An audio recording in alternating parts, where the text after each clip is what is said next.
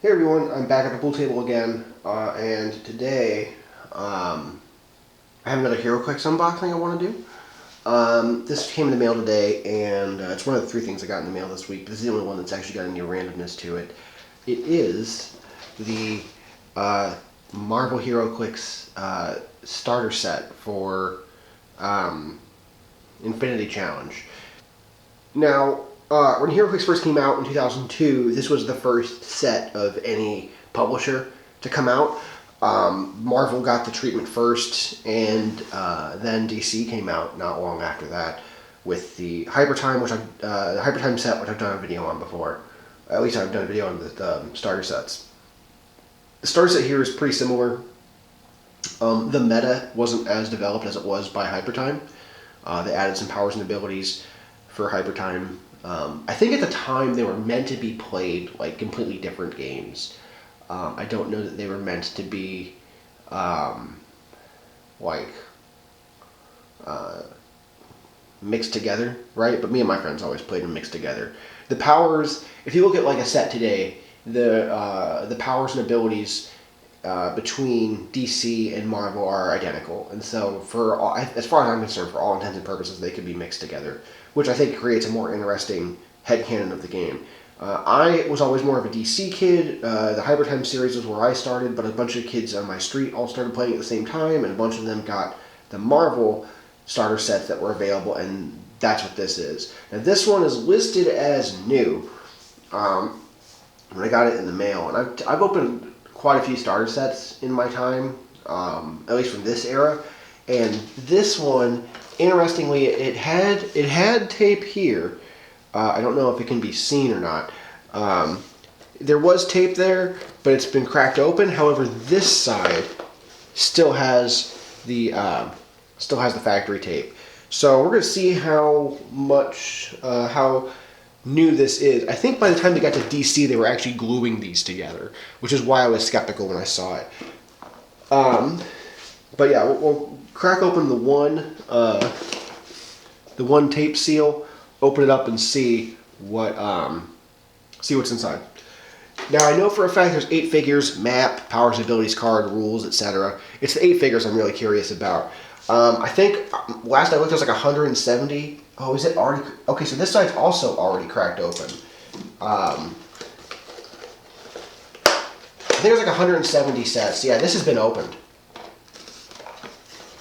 So that's not a great look. Yeah, so here you have dice, objects, and like terrain modifiers. I thought there should be a click ring in there. Let's take out the... See if I can't take out the map and powers and abilities and the rules. Yeah, this has been opened before. So you've got rules. You've got probably quick start rules here. Sweepstakes, mail away. This is the powers and abilities card. This would detail like the special superpowers and team ups that the figures have. Back then there were only 7 colors, but unique to Marvel compared to DC is they would list a power for every color. The DC set didn't do so. And so this one has green, red, blue, orange, yellow, black, gray. DC added purple, dark blue, and I think they just added those 2. But they didn't have like I don't think they had running shot. Oh, they also had brown. So yeah, there's 3 new colors between this and the DC set. But DC didn't implement every one of these, which I always thought was interesting. I don't think like DC has like there's like an attack ability here called Blades, Claws, and Fangs, red attack. I don't think DC has that. Obviously, DC doesn't have any of the Marvel teams, but they are equivalent. There are the same teams. The same team abilities can be found between both sets, just different teams. So powers and abilities card, sweepstakes. I'm sure I can't enter that now. Quick play rules, always good to know. A rule book. Was the rule book color? Yeah, rule book was color. Here's your little stickers that you put on the bottom to indicate whose figures are whose. This is the double-sided map. I'm not going to unfold it because it's impossible to fold back up correctly. But let's start looking at some of these figures, all right? Now, I can tell already that I'm pretty confident this has been opened. But there's some figures in here that I don't have. So, first we have Daredevil. He's an experience level Daredevil.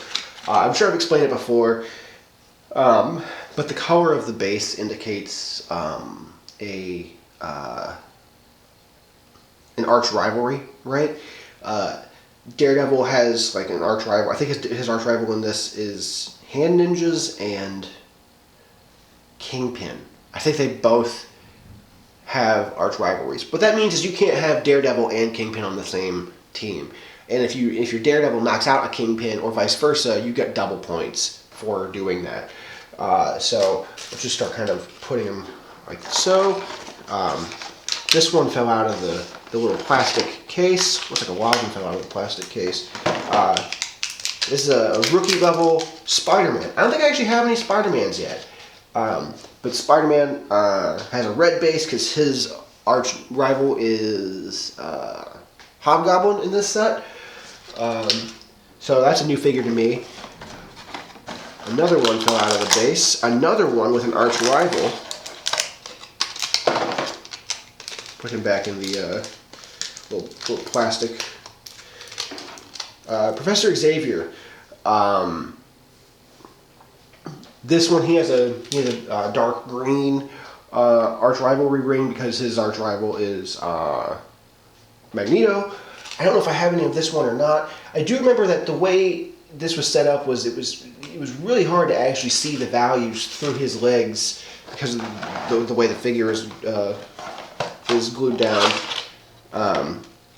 This one is blue, and I don't know. I never knew what this color meant, if anything. But this one's blue. This is Quicksilver, rookie level Quicksilver. And something else to keep in mind is when HeroClix was in its infancy in this stage, the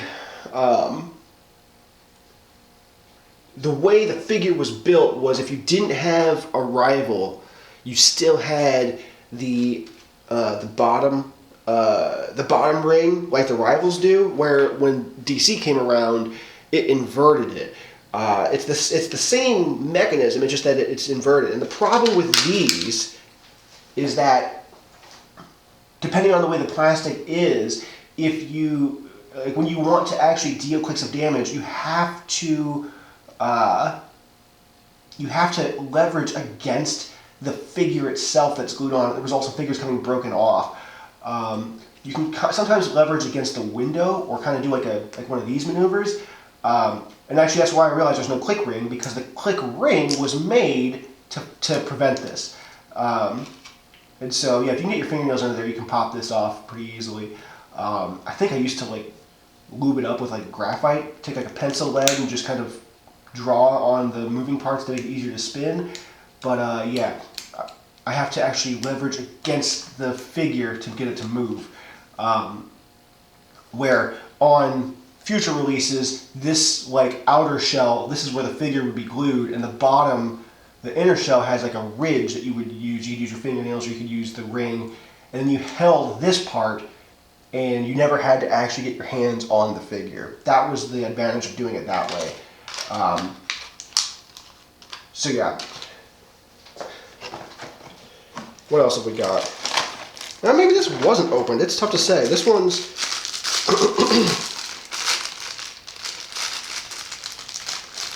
this is a flying figure. I'll open it. The flying figures,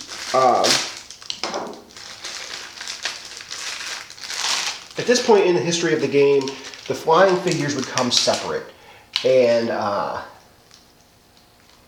you'd have a base with this little flying stand on it, a clear flying stand, and you would take the figure, if I can remember how, and snap it into this little hole. This is Wasp, by the way. These made it actually a little bit easier to turn, so you could grab onto the base, or like the flying base, instead of the figure itself.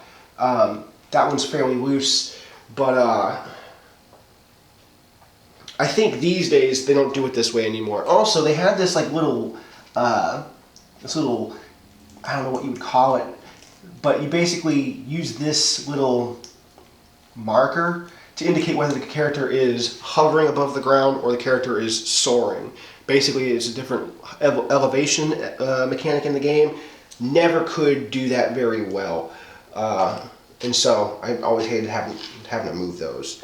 But that's 1, 2, 3, 4, 5 figures. Let's see what else we got. Got one that's broken. Sick. That's a Scroll Warrior.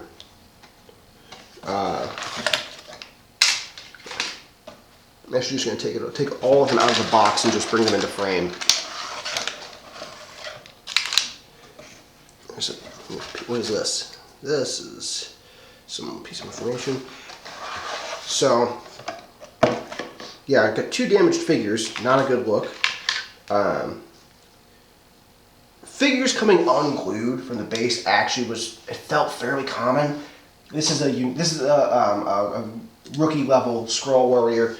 They're just glued on with super glue, and if you use the right super glue, you can glue them back on without much issue. But yeah, I might have that one. I don't know. It's like a grunt figure. Let's do this one, which I know I have. This is Wolfsbane, X-Men figure, rookie level. This is another figure I got that was damaged. I don't know if I have this one. In fact, I think I don't.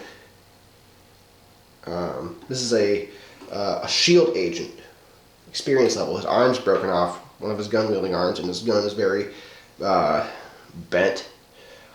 But yeah, I don't know how random the drops were in the starter sets. Sometime in the like late 2010s, I went and I ordered like 4 or 5 DC starter sets. And there's 141 figures or so in DC, and I think 11 of those, I think 10 of them are unique and 11 of them are limited edition, and you won't get limited edition in any kind of like release like this. Limited editions are like mail-in offers. They might come with like a magazine, or you get them. Oh, is this broken too? Yeah, dang. Part of his wheelchair is broken.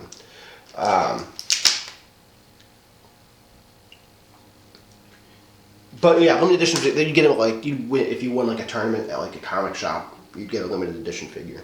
And I have some, but the uniques you could get in your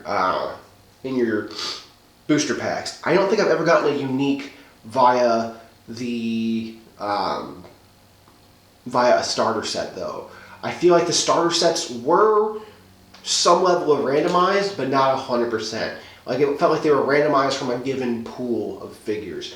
They also had, both Marvel and DC had what they called the premier starter sets in that time frame, where they would it'd be a prescribed set of figures, right? I think like DC had like I'm pretty sure DC had Catwoman, Robin, Joker, Batman, maybe Huntress. I can't remember the figure. I think it was 6 figures overall. Same with Marvel. There was an Infinity Challenge premiere set, and you could see those through the window, like of the packaging, what was in it, and that kind of. After a while, your starter sets were set up that way. I just got a DC Icons and a DC Legion Superheroes starter set from I think like 05 and 07 respectively this week, and those were prescribed starter sets. And all the starter sets today are that way as well. And so it's really interesting because this back in in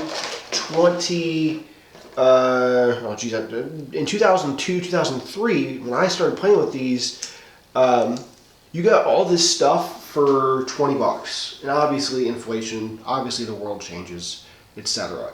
But you get 8 random figures, you get everything you needed to play. There's enough here you can play 2 teams a variety of ways.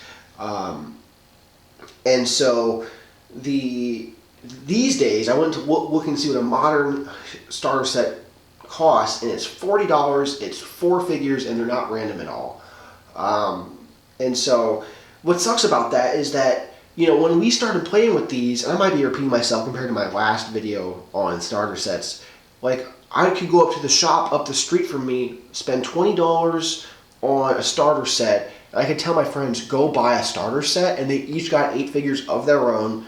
And when we got Marvel and DC among the friends group, we had 2 different map boards to play with, which meant 4 different map surfaces because they're double-sided, and we all had unique teams just with $20. And back then, I think a starter set a booster pack cost like $7, and that was 4 figures back then. And that's where you'd start getting your unique figures. And that was like, but just the one starter set, you had like 8 figures that are random, and there's a ton of ways you could play these in a team together. So long as you don't, my starter set came with both Black Manta and Aquaman, who are arch rivals and can't be on the same team, so I was limited in that respect, but like, where that's splitting hairs. There's a lot you can do with this. And I just feel like if 2 players went and got the Marvel 2025 starter set, they'd both have the same figures in their teams. And that doesn't really inspire quite like this does, but maybe that's the point. Maybe they want you to do that so you have to go buy booster packs to get a different team from what the other players have. Every now and then I go through a phase where I remember this game and remember liking it as much as I did, and remember just seeing what the state of the game is now. And there's great websites out there you can look at to see what kind of there's like catalogs of all the figures, and it's wild how much this game has endured. It's harder, I think, to collect them. It's harder, I think, to collect them than it is to collect Pokemon, just because of the space they take up and the value you get per figure. I don't know what a booster pack costs these days. I'm pretty sure there's 5 figures in a booster pack now, and I don't know what the pull rates are, but they take up a decent amount of space. Where my Pokemon collection is much smaller than my HeroClix collection in terms of volume, but I have thousands of Pokemon cards and only hundreds of HeroClix figures. But yeah, so you can still find these on eBay. Beware of your sellers. I'm going to have to send this guy a message and be like, hey, this is not brand new. It's pretty obvious. And see if he can do something for me. But the meta has changed so much that I don't know that anybody actually plays with these figures anymore. I was reading on a forum, somebody kind of dubbed this old school HeroClix. It's so much different now that I don't think you'd be allowed to use these. They are doing legacy cards, which for certain figures they have released an official card that accompanies the figure that tells people, here's how you would use this in modern play, but otherwise, yeah, they're like, these aren't for modern play, but there's no reason you couldn't still play the old game with old figures if you have enough of them, like I do. But yeah, that's kind of all I want to do, is just kind of do a quick little video on a Marvel equivalent starter set compared to the DC ones I've already done.